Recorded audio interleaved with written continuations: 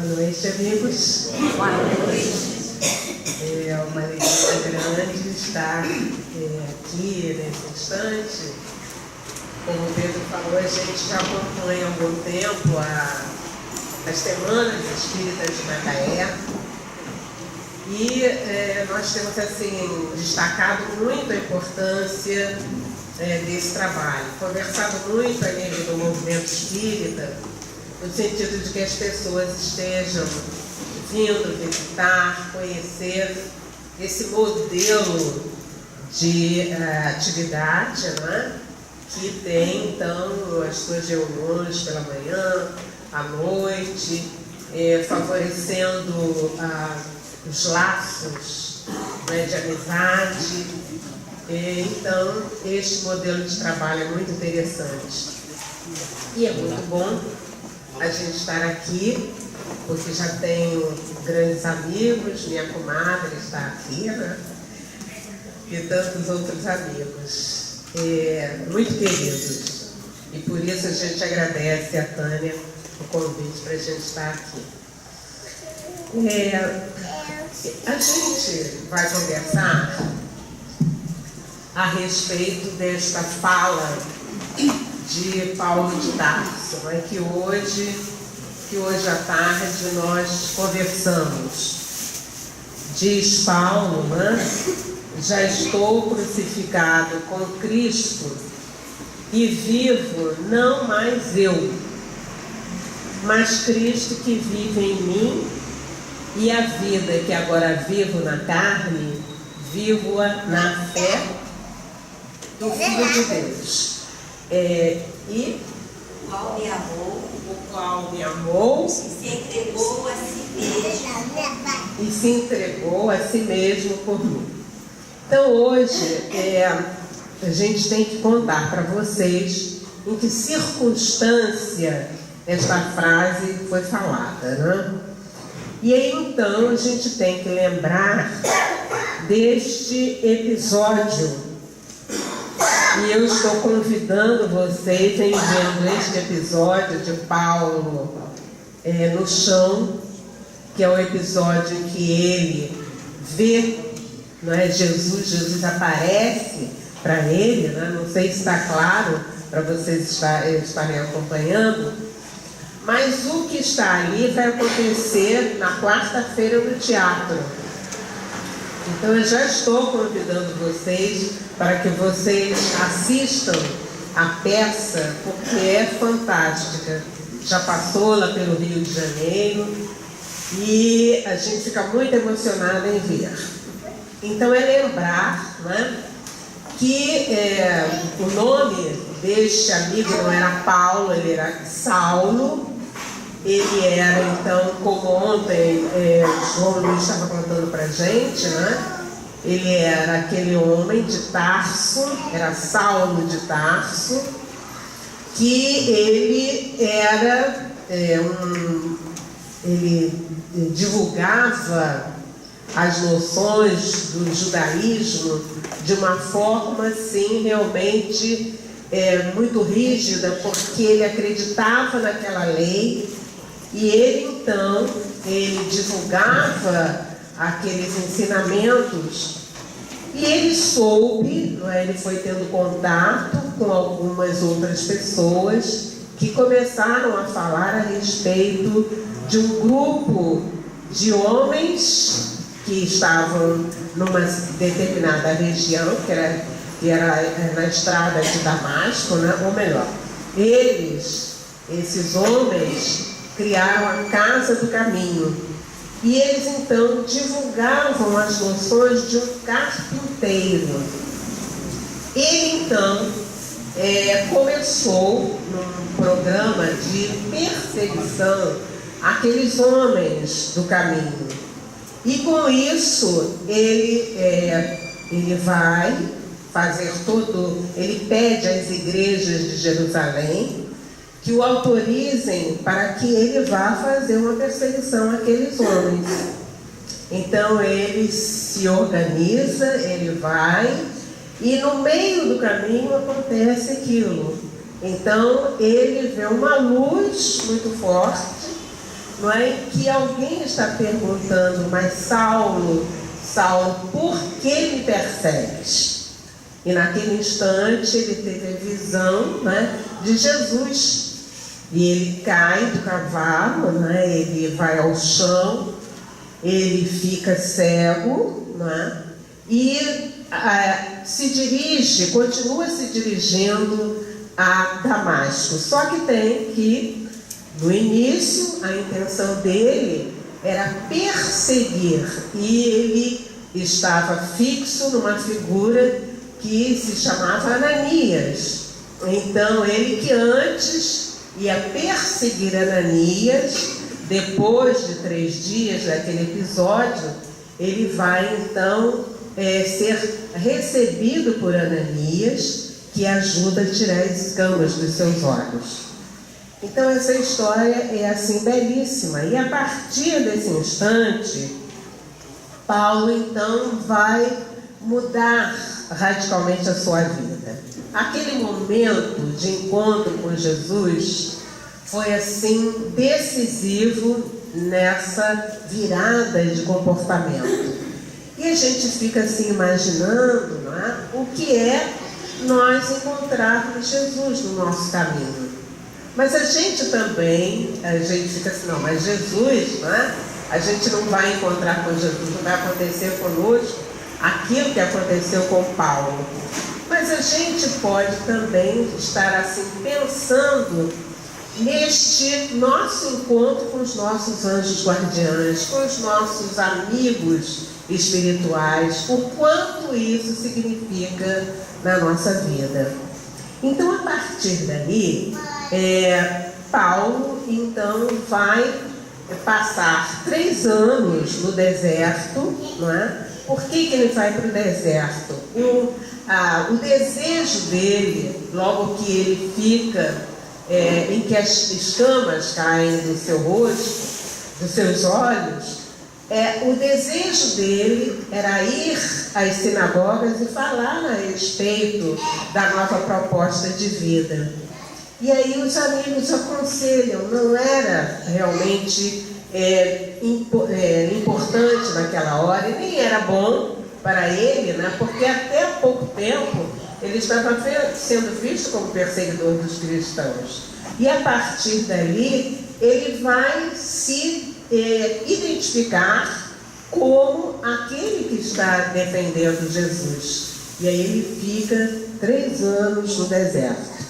3 anos no deserto, e depois então ele volta até a casa do caminho, em que ele vai estar com os amigos do caminho, e ele vai começar a fazer viagens, né? Vamos ver o mapa, né? As viagens, então nós imaginamos ali pela Ásia, todo aquele caminho que ele vai perseguir, que ele vai trilhar, não é? Levando a notícia do Evangelho, a notícia a respeito de Jesus. E ele então, durante 22 anos, ele vai percorrer todo esse trajeto. Mas há um instante, depois de mais ou menos 5 ou 6 anos, em que ele está nessas viagens, e em cada local em que ele passava, ele criava uma igreja. Então ele ia reunindo os amigos, ele ia divulgando o Evangelho, ele ia então criando as igrejas, e assim era o trabalho dele, né? Quer dizer, toda essa ênfase na divulgação dos ensinamentos de Jesus. E onde ele aprendeu esses ensinamentos, né? Os pergaminhos que Pedro, que Barnabé também deram para ele. Então ele bebia aquelas informações e tão entusiasmado estava, vivendo isso no seu dia a dia, no seu coração, que ele vai então fazendo todas essas viagens. A um determinado instante, em que começam a chegar a eles notícias de dificuldades, de questões, de alguns problemas nas igrejas. E foi justamente nesse instante que vão surgir as cartas. E aí a gente vai entendendo, não é, como surgiu a ideia de escrever as cartas que hoje, durante a semana, nós estamos aqui abordando, né? Então, Emmanuel, lá no livro Paulo e Estevão, vem explicando para nós, não é? Onde quer que o apóstolo estivesse, sempre chegavam notícias a respeito de dificuldades, a respeito de algumas questões. E aí Paulo fica preocupadíssimo, pensando assim: como eu vou estar em todos esses espaços? Como eu vou poder atender a todas essas reivindicações? Então, naquela preocupação, ele então ora, e ele diz assim: vamos ver qual é a orientação que a gente vai poder então receber. E é justamente nessa hora que ele recebe então um recado, ele recebe uma orientação de Jesus que diz assim: não te atormentes com as necessidades do serviço. Então vocês imaginem bem que ele estava preocupado em continuar, em divulgar as lições, mas resolver também as questões. E ele diz assim: é natural que não possas assistir pessoalmente a todos ao mesmo tempo, mas é possível a todos satisfazeres. Então, neste recado que Jesus dá para ele, diz assim: vamos escrever cartas.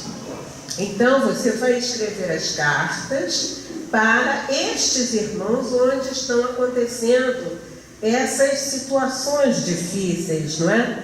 E então Jesus também diz para ele: olha, estas cartas estão sendo, eu pessoalmente estou, digamos assim, trazendo para vocês, para você, no caso para Paulo, né, os roteiros, os caminhos. E quem também vai estar dentro desse projeto todo é Estevão. Então, aí só fazendo parênteses, lembrando, né, que lá, antes daquele episódio de Damasco, né, foi ele que levou Estevão ao apedrejamento. E depois, então, nós vamos ver Estevão acompanhando Paulo passo a passo nessas viagens e também escrevendo as cartas, não é? E aí então nós vamos ver que ele tinha a inspiração de Estevão, e algumas cartas ele escrevia do próprio punho, outras dos amigos que o acompanhavam nessa viagem que escreviam. E aí a gente se pergunta assim, né? Ele disse, né? É ele que vai dizer na sua fala, né? E é o que está gerando todo o conteúdo que nós vamos estar tratando nesse instante. Ele fala a respeito que ele traz nessas marcas do Cristo, ele vive. E nós vamos então ver aos poucos, né, tudo aquilo que ele vai poder trazer para nós. Lembrando o seguinte: Paulo é em realidade um homem em Cristo.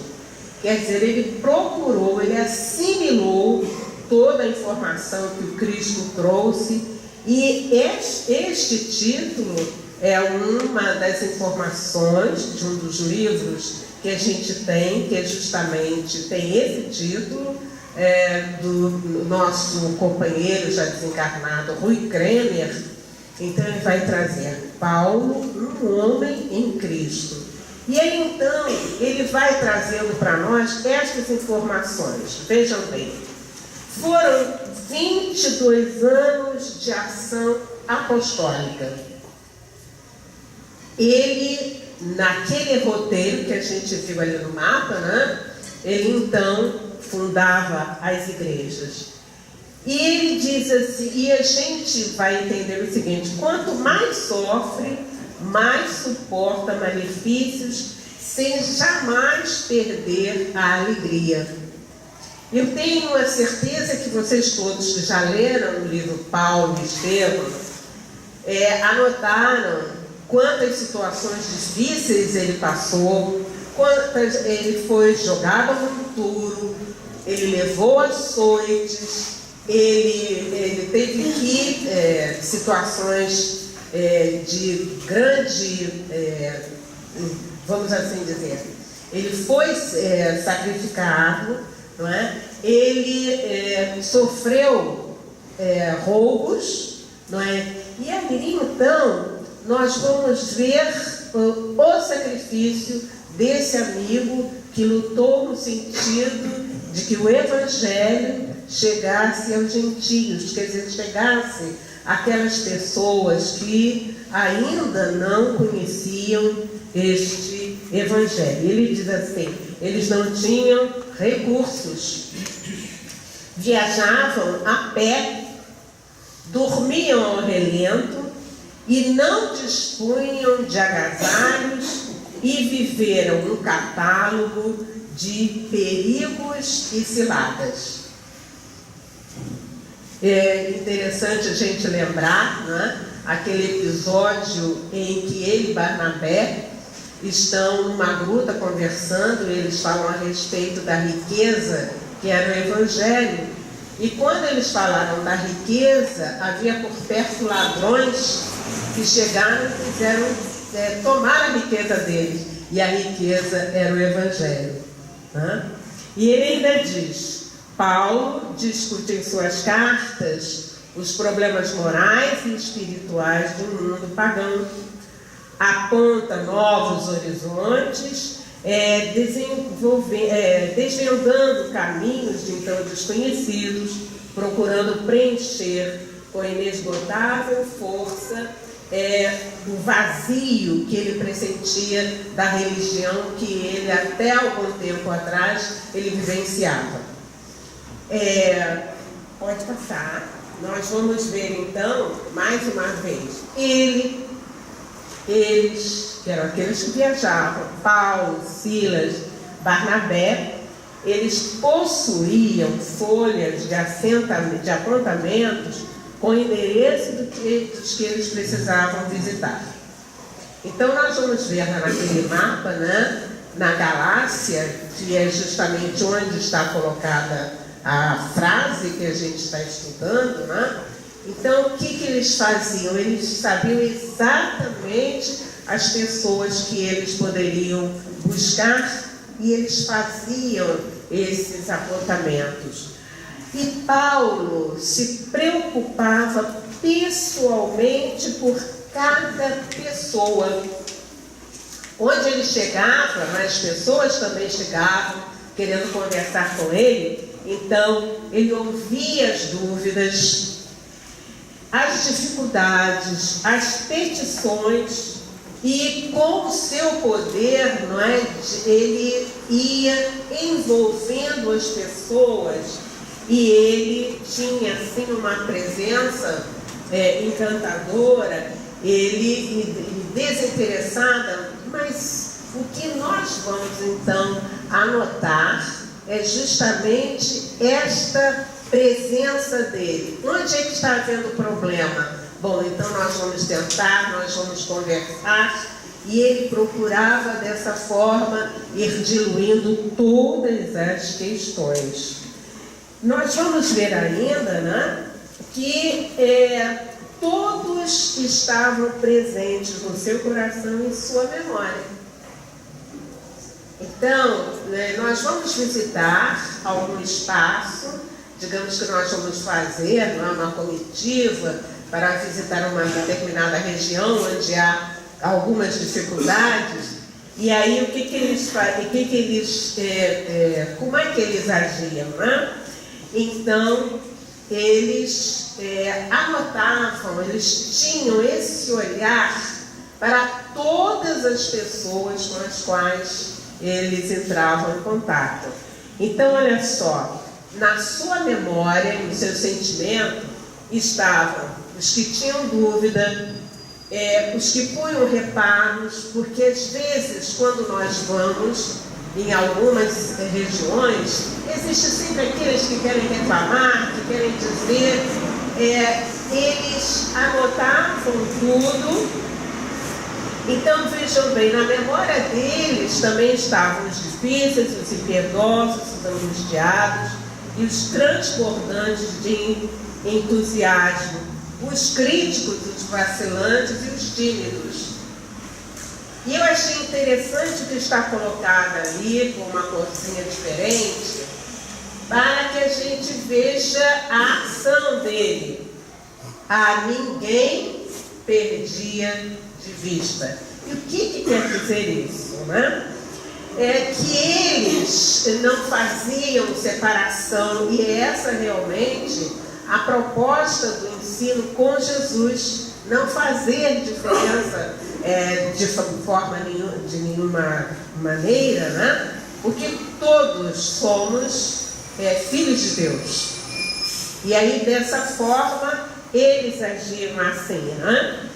E a consequência da ação de Paulo naquela região, o que acontecia? Eles mudavam a vida das pessoas. Quer dizer, a forma com que eles se comportavam, a forma com que eles atendiam, isso sim é que fazia diferença. Então, daí a importância da presença deles, da fala deles, porque muito mais importante do que a fala era o exemplo. E nisso eles realmente se esmeravam, né? E aí, então, nós vamos ver que as cartas de Paulo, então, ela pode passar essa, por favor. A gente vai direto para a carta aos Gálatas, que é justamente de onde foi tirada esta citação que nós estamos desenvolvendo, que nós estamos refletindo hoje. A carta aos Gálatas, que foi justamente o estudo da nossa tarde de hoje, e de onde foi retirada aquela frase que gera todo o nosso conteúdo, né? Ela foi escrita e Paulo, nesta carta, a gente percebeu e a gente discutiu hoje à tarde, como se ele estivesse assim um pouco aflito, um pouco nervoso, porque ele soube, né? Ele estava sabendo que tudo aquilo que ele havia feito na viagem dele, há tempos atrás, estava sendo, digamos assim, desfeito por um grupo que não aceitava o novo posicionamento, por um grupo que gostaria, né, estava querendo, né, que aquela informação do Evangelho ela fosse deixada de lado. E aí então Paulo fala: ó insensatos Gálatas, como é que depois de nós termos atingido um determinado ponto na crença daquilo que Jesus trouxe, como é que nós vamos voltar atrás? Quem é que está fazendo com que vocês voltem atrás, com que vocês esqueçam tudo aquilo que a gente propôs? Então, ele vai como que dando um puxão de orelha, né, naqueles homens, eles que já conheciam o Evangelho, por que eles estavam voltando atrás, né? Até porque as práticas, né, as práticas do judaísmo falavam a respeito da questão da circuncisão. E então ele disse assim: mas nós não vamos, isso para nós não tem grande importância, por que vocês então querem voltar atrás? E aí eu trouxe para vocês, só para a gente ter assim uma noção, na certeza de que vocês vão em casa buscar melhor essa informação, lá no Novo Testamento vocês vão verificar as cartas e vão então estudar a carta dos Gálatas, né? Em que ele então diz para aqueles amigos que estavam realmente querendo dar um passo atrás das decisões em tudo aquilo que se fazia. Ele diz assim, digo, porém, andai em espírito e não cumprireis a concupiscência da carne. Ele estava também preocupado porque a esta altura, se a informação do Evangelho ela não é a melhor para mim, e eu então faço uma outra opção, eu vou estar optando pelas coisas relativas à carne e não ao espírito. E aí ele começa a dizer, porque a carne cobiça contra o espírito e o espírito contra a carne. E estes opõem-se um ao outro para que não façais o que quereis. Mas se vos guiardes, né, pelo Espírito, não estás debaixo da lei. O que acontecia, né? Tendo alterado, digamos assim, as propostas ou a meta, eles que eram judaizantes, que eram aqueles que acreditavam no judaísmo, dizia-se, eles estavam debaixo de uma lei, não é? E debaixo de uma lei, eles eram então considerados, não é? Aqueles servos. Você é servo da lei. E a proposta de Jesus era a liberdade. Você, em realidade, não tem necessidade, não é, destas práticas. Isto não tem mais significado para vocês. Jesus veio libertar e mostrar então o caminho do reino de Deus. Mas eles então nessa hora, Paulo está assim um pouquinho nervoso, porque ele não admitia isso. Vocês imaginem só, no instante em que a gente aceita uma informação, a gente sabe que aquela informação é valiosa para nós, e aí tem alguns comentários que nos chegam e a gente diz assim, eu vou pensar melhor. Daí imagina o que acontece. Quem nos orientou naquele caminho vai chegar e vai dizer assim, mas como? Você não tinha decidido para este caminho? Por que você agora está voltando atrás? E foi isso que aconteceu com Paulo, né? Então, ele vai falar a respeito das obras da carne, e ele vai estar lembrando que nós somos espíritos, e ele vai estabelecer a diferença entre as coisas da carne e do espírito. Então ele fala, por exemplo, que as obras da carne, elas são aquelas citadas ali: o adultério, a prostituição, a impureza, a lascívia, a idolatria, a feitiçaria. Mas ele diz lá atrás, lá mais adiante, né, que o fruto que o Espírito precisa ter, que nós precisamos cultivar, já que nós estamos acreditando em alguma coisa diferente, é o amor. E aí, então, nós fazemos um parênteses com aquilo que a gente está aprendendo de doutrina espírita, não é? E que nos dá forças para que a gente tome outro caminho na nossa vida, na medida, não é, que a doutrina espírita vem nos explicando que nós somos espíritos em trânsito na Terra, e esta Terra, como um mundo de provas e expiações, não é, formada por espíritos ainda rebeldes, não é? Nós precisamos então fazer uma caminhada de renovação do espírito. E esta renovação vem porque tudo isso que nós estamos aprendendo está comprovado pelas obras e por aquilo que a gente tem estudado. Então, onde é que eu fico? eu me debruço naquelas coisas ou nas práticas que elas estão voltadas para a carne ou para o espírito. Quer dizer, eu, em realidade, posso pender para aquilo que é matéria, as coisas oriundas da matéria, e eu posso também já começar a estar preocupado com as coisas espirituais que estão em torno de mim, que eu estou aprendendo agora. Né? Eu estou aprendendo agora que eu sou um espírito, que eu tenho possibilidades, que eu tenho a condição da perfectibilidade, não é? E que eu posso crescer, eu posso evoluir. Então, Paulo vem chamando a atenção da gente para isso, porque ele era um homem em Cristo. Quer dizer, ele vivia no dia a dia, na prática, essas informações que o Evangelho nos dá. Pode passar.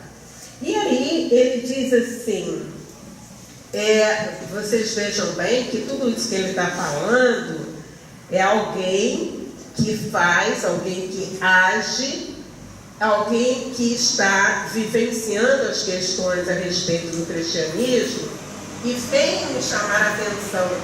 E ele diz lá no seu capítulo 6, irmãos, se algum homem chegar a ser surpreendido em alguma ofensa, vós, que sois espirituais, encaminhai o tal com espírito de mansidão, olhando por ti mesmo, para que não sejas também tentado. Então, esta forma de olhar o outro, né, é a forma do irmão.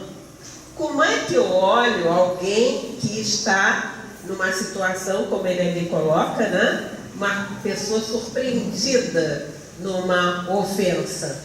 Então, ele pede que a gente tenha cuidado, e nós vamos ver no desenrolar das informações que nós também não estamos a salvo disso, porque como espíritos imperfeitos a gente também está nessa oportunidade. A gente não é perfeito e, não sendo perfeito, nós também estaremos chegando a algumas situações difíceis, né? E ele diz, levai as cargas uns dos outros, assim cumprireis a lei de Cristo. Então, levar as cargas uns dos outros. E hoje à tarde nós estávamos discutindo a respeito disso. Qual seria esse conceito? O que é levar a carga um do outro, né? Seria justamente da gente poder amparar, poder ajudar aquele amigo que tem uma carga de vida um pouco mais complexa, né? E ele diz, né, porque se alguém cuida ser alguma coisa, não sendo nada, engana-se a si mesmo. Então ele já está dizendo para nós, olha só, se vocês pensam que vocês são alguma coisa, vocês não são. Não é? Então, dessa forma, né, vamos trabalhar dentro de nós orgulho, vaidade, egoísmo, para que a gente possa acertar e marchar nesta lei maior que é do amar o próximo como a si mesmo. Pode passar? E aí então ele diz, porque em Cristo Jesus nem a circuncisão nem a incircuncisão tem virtude alguma, mas sim o ser uma nova criatura.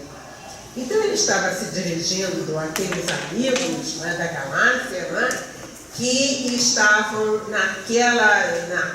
naquele momento complexo, né, de voltar atrás com as práticas da circuncisão ou não. E ele diz assim, nem uma coisa nem outra. Em realidade, Jesus não está preocupado com estas questões. O que ele quer é sim que a gente seja uma nova criatura. Ele diz assim: e a todos quanto andarem conforme esta regra, paz e misericórdia sobre eles e sobre o Israel de Deus. Desde agora, ninguém me inquiete, porque eu trago as marcas do Cristo. Então, como assim para dizer para nós? Olha só, vocês não vão querer me forçar a uma determinada posição, porque eu trago em mim as marcas do Cristo. E que marcas são essas, não é? Ele também se referia às marcas, às feridas no seu corpo, ferido pelas chicotadas, pelas chibatadas, pelas vezes em que ele sofreu violência, mas ele falava a respeito da prática, da doutrina que Jesus veio ensinar. Então isso para nós, não é? É realmente um estímulo para a gente saber que a gente pode fazer, que a gente pode agir, que a gente tem caminhos para que a gente seja uma pessoa melhor e que a gente se identifique com essa doutrina. É por isso, então, que eu também trouxe para vocês uns conselhos que ele deu a Zaqueu. Vocês lembram de Zaqueu? Vocês lembram de Zaqueu?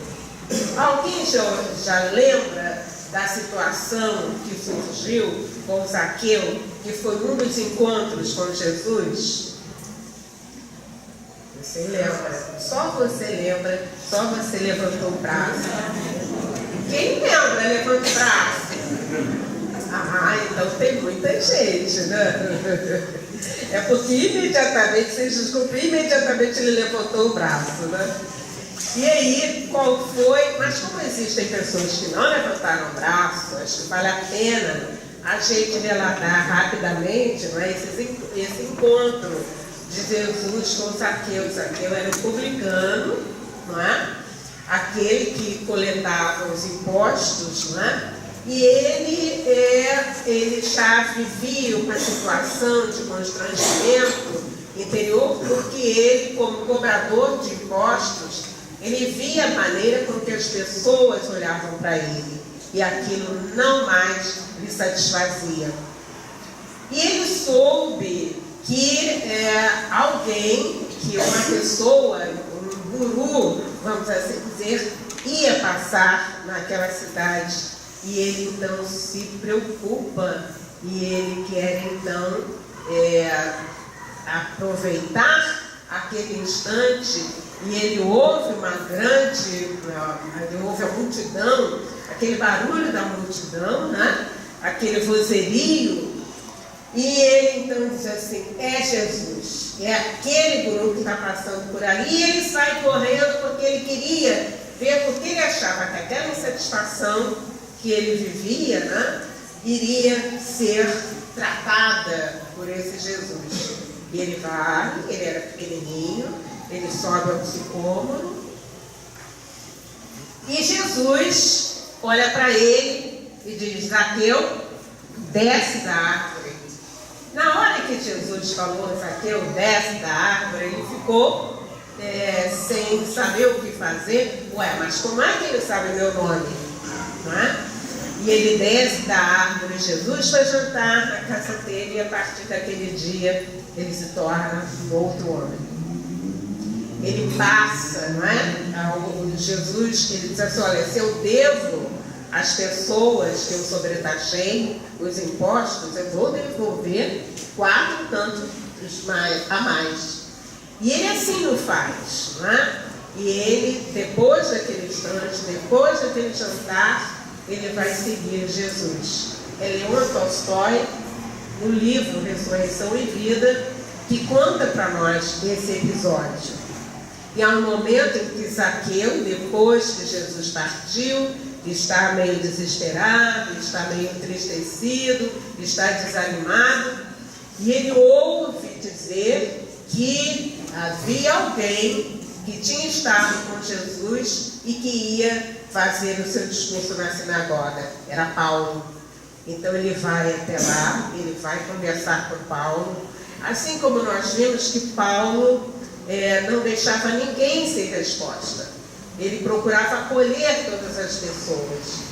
Quando Zaqueu então conta toda da sua desilusão, ele diz para Zaqueu: não te limites à adoração inativa que poderá cristalizar-se em fanatismo. A doutrina de Jesus é famosa, por excelência, e ele precisa de servos trabalhadores e enérgicos, ágeis para 1001 peripécias, de boa vontade para a propagação da verdade que trouxe.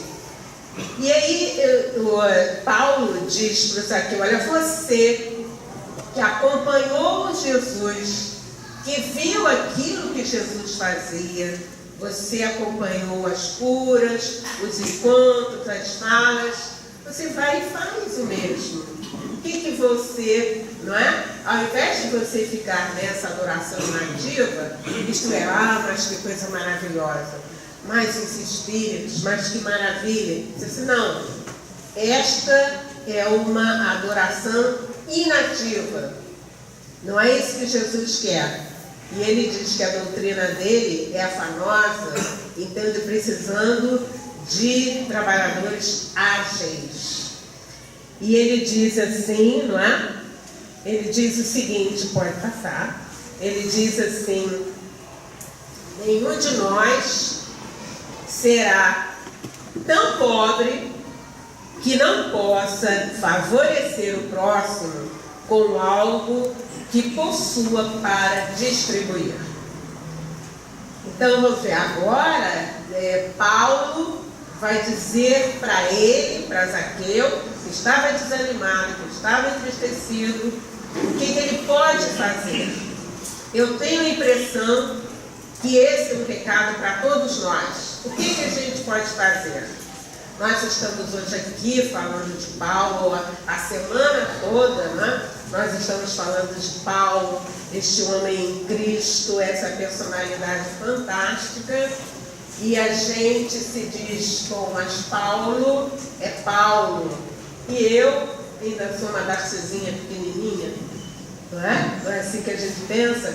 E aí ele diz assim: não há ninguém tão pobre que não possa favorecer o seu próximo, né? Eu me lembrei do Dom Helder Câmara, que ele que dizia isso, né? Ninguém é tão pobre que não possa. E aí Paulo de Tarso vem assim: você pode distribuir um pão, o lume, quer dizer um pouco, né? O agasalho. Mas se eu não tiver o dinheiro para comprar o agasalho, para comprar alguma coisa, ele diz assim: o bom conselho, meus irmãos, como nós estamos precisando de alguém que dê bons conselhos. E bons conselhos inspirados pelos nossos anjos guardiães, que esta é a melhor notícia que nós recebemos. A gente já sabia dos anjos de guarda desde cedinho, porque na religião em que a gente passou se falava do anjo da guarda.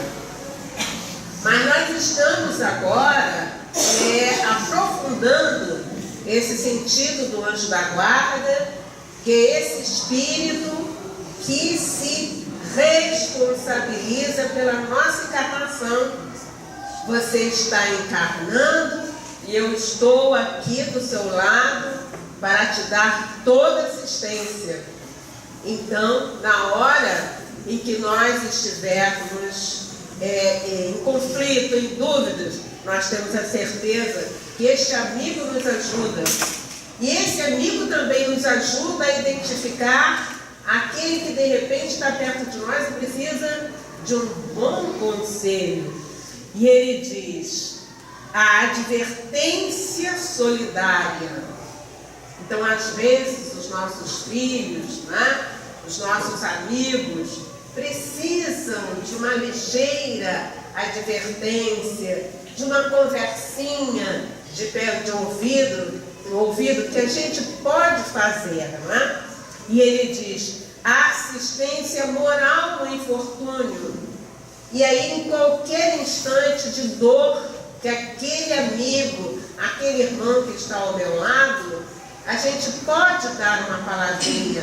E quando ele fala assistência moral, é justamente deste aperto de mão, dessa fala, desse abraço, não é? Dessa prece. E ele vai dizer isto: o ensinamento do bem, a lição ao ignorante, a visita ao enfermo, o consolo ao encarcerado, a esperança ao triste, o trabalho ao necessitado de ganhar o próprio sustento honradamente, a proteção ao órfão, o seu próprio coração de amigo e irmão em Cristo, a prece, rogando aos céus bênçãos para os caminhos da vida.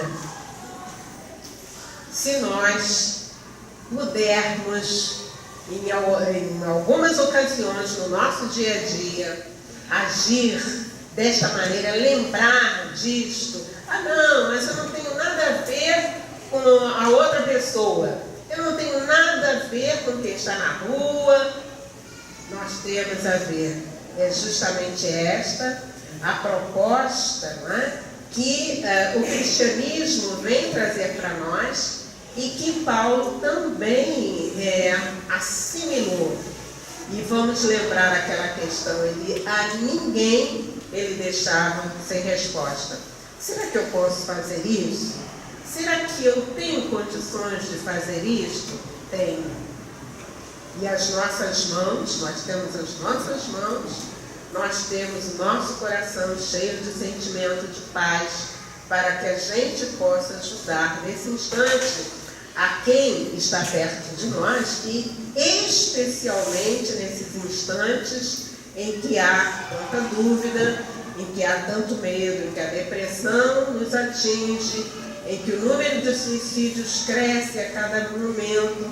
Nós podemos fazer alguma coisa especial, que é a oração. Então, queridos companheiros, a minha expectativa é que vocês cheguem em casa e que vocês possam pegar o Novo Testamento e vocês irem lá buscar também, beber na fonte essas informações que Paulo de Tarso nos traz, mas que ele sirva também para nós na sua coragem, na sua garra, na sua determinação, para que a gente possa movimentar as nossas forças internas e a gente fazer, auxiliado pelos nossos anjos da guarda, aquilo que Jesus quer que a gente faça. Muita paz.